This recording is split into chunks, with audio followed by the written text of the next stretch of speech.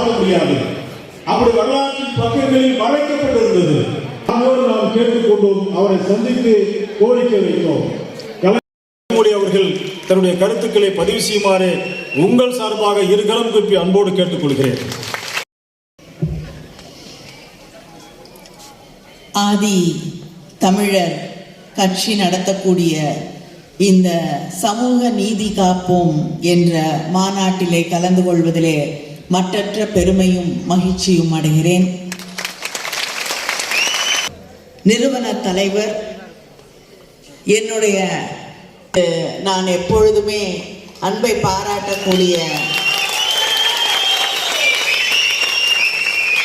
சமூக நீதி போராளி ஜக்கையன் அவர்களே, காப்போம் என்ற இந்த மாநாடு மிக மிக மிக முக்கியமான ஒரு தருணத்திலே நடத்தப்படக்கூடிய மிக முக்கியமான ஒரு மாநாடாக நாம் உணர வேண்டும். தொடர்ந்து தன்னுடைய அரசியல் பயணத்திலே திரு ஜக்கையன் அவர்கள் சமூக நீதிக்காகவும் ஒடுக்கப்பட்ட சமூகங்களுக்காகவும் தொடர்ந்து திராவிட முன்னேற்ற கழகத்தோடு இணைந்து குரல் கொடுக்கக்கூடிய ஒரு போராளியாக, தலைவராக, அடையாளம் காணப்படக்கூடிய ஒருவராக வலம் வந்து கொண்டிருக்கிறார் என்று சொல்லுவதுதான் அது எந்த ஆண் பெண் என்ற வித்தியாசமும் இல்லாமல், பாகுபாடுகள் இல்லாமல் ஒரு சமூகத்தை கட்டமைக்க வேண்டும் என்பதுதான் சமூக நீதி.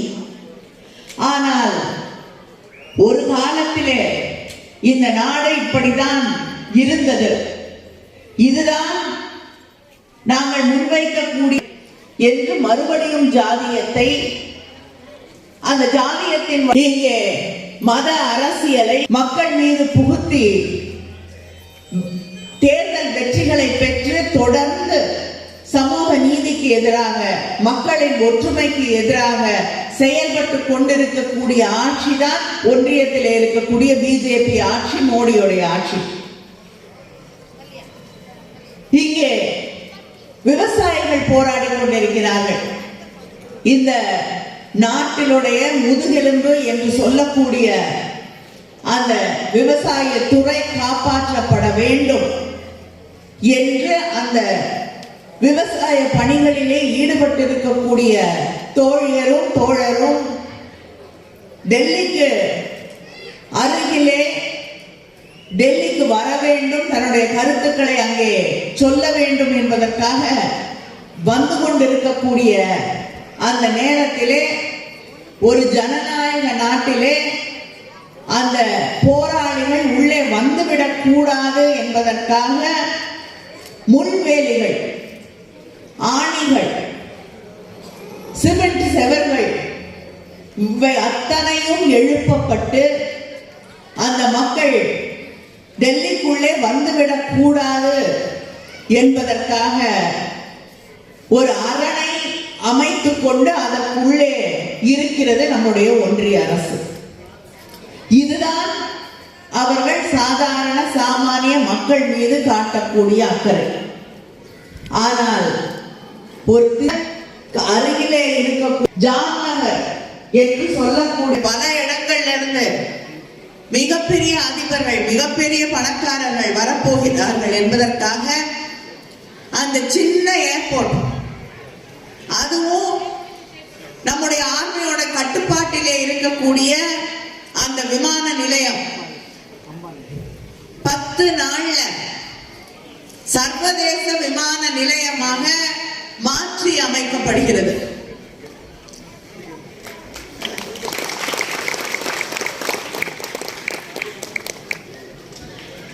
ஒரு சர்வதேச விமான நிலையமாக 10 நாள்ல மாற்றி தமிழ்நாட்டில் இருக்கக்கூடிய விமான நிலையங்களை சர்வதேச விமான நிலையங்களாக தரம் உயர்த்தி தர வேண்டும் என்று கேட்டால் அது தேவையில்லை, சாத்தியமில்லை, முடியாது என்று பதில் சொல்கிறது ஒன்றிய அரசு.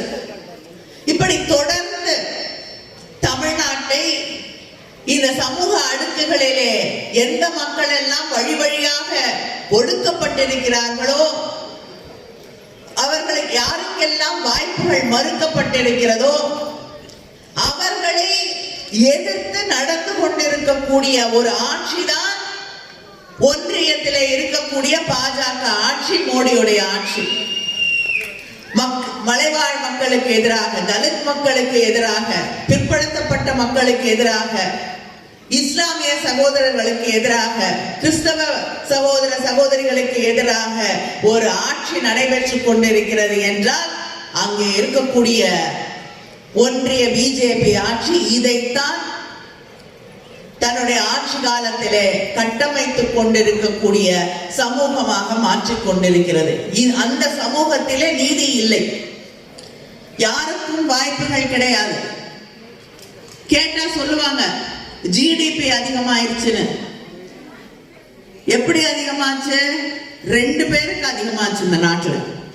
அப்ப அம்பானி, அதானி.